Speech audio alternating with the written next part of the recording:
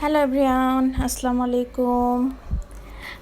ভিডিওটা বিকাল থেকে শুরু করলাম। সারাদিন অনেক ব্যস্ত ছিলাম, যেহেতু শুক্রবার ও সারার বাবা বাসায় থাকে, সো কাজও একটু বেশি হয়, যার কারণে মেয়ে ঘুম থেকে উঠে বিকালবেলা খেলা করছে এবং সে এখন নিত্য নতুন তার খেলনা দিয়ে তাকে খেলতে ইচ্ছা করে না। যত কিছু আছে তার, এগুলো নিয়ে তাকে খেলতে ইচ্ছা করে এবং সে উঠে দাঁড়াতে শিখছে, যার কারণে তার হলো খালি দাঁড়ানোর চেষ্টা। তাকে একা কোনোভাবেই রুমের মধ্যে রাখা যায় না, বিছানায় রাখা যায় না। আর একা সংসারে আসলে অনেকই কষ্ট হয় বাচ্চা মানুষ করা, এজন্য ও জয়েন্ট ফ্যামিলি আসলে অনেক ইম্পর্ট্যান্ট একটা ব্যাপার, কিন্তু কিছু করার নেই, ভাগ্যে আসলে এরকমই হয়েছে। শ্বশুর শাশুড়ি নাই, যার কারণে কষ্ট হয়ে যায় আসলে। আমি যেভাবে পাখা বাতাস করি, মেয়েও ট্রাই করতেছে এভাবেই পাখা বাতাস করার জন্য।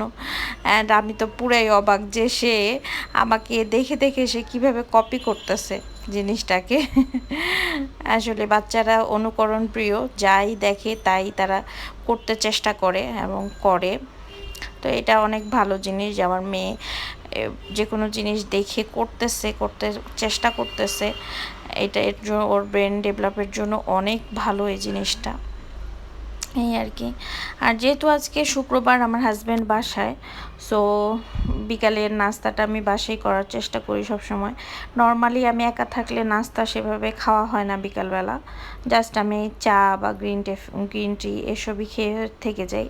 তো আজকে যেহেতু বাসায় আছে, তো এই জন্য ভাবলাম যে একটু নাস্তা টাস্তা বানাই, যেহেতু আবার বিকালও হয়ে গেছে।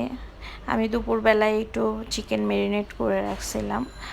চিকেন ফ্রাইটা সারার বাবা অনেক পছন্দ করে। তো মেয়ের খেলা টেলা দিয়ে ওর বাবার কাছে দিয়ে আমি চলে যাব রান্নাঘরে, দেখি কি রান্না, নাস্তা চিকেন ফ্রাইয়ের সাথে আর কি করা যায়। এই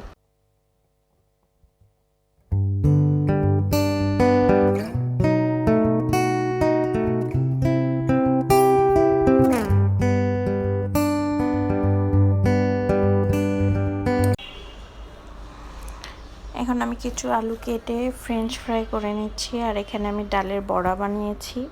ডালের বড়াটা অলরেডি হয়ে গেছে, এর মধ্যে মেয়ে পটি করছে, মেয়েকে খাওয়াইয়ে তারপরে রান্নাঘরে আসছি। আর এখানে আমি বানাইলাম ব্রেড টোস্ট, যেহেতু আমার টোস্টার নাই, সো আমি ফ্রাই প্যানে একদম হালকা আছে ইলেকট্রিক চুলায় আমি গার্লিক বাটার দিয়ে ব্রেড টোস্ট করছিলাম, আর ফ্রেঞ্চ ফ্রাইটাও সাথে ভেজে নিচ্ছিলাম। এবং ডালের বড়াটা আগেই হয়ে গেছে, এটা ক্লিপ নেওয়া হয়নি। এদিকে একটু মেয়োনিজ বানায় ফেলছি। আমার কাছে ডিমের মেয়োনিজটা একটু গন্ধ লাগে, যদিও ভিনেগার বা লেবু রস দিলে গন্ধটা থাকে না, বাট আমি দুধের মেয়োনিজটাই বেশিরভাগ সময় বানাই এবং বেশ কিছুদিন থাকে, যেহেতু ভিনেগার ইউজ করি। তো মেয়োনিজ বানায় ফেলছি, একটু ভালো লাগে, রিচ ফুডের সাথে একটু মেয়োনিজ ভালো লাগে। বেশিরভাগ সময় আমি হোমমেডটাই ইউজ করি কেনাটার থেকে। এই তো আমার নাস্তা রেডি হয়ে গেছে।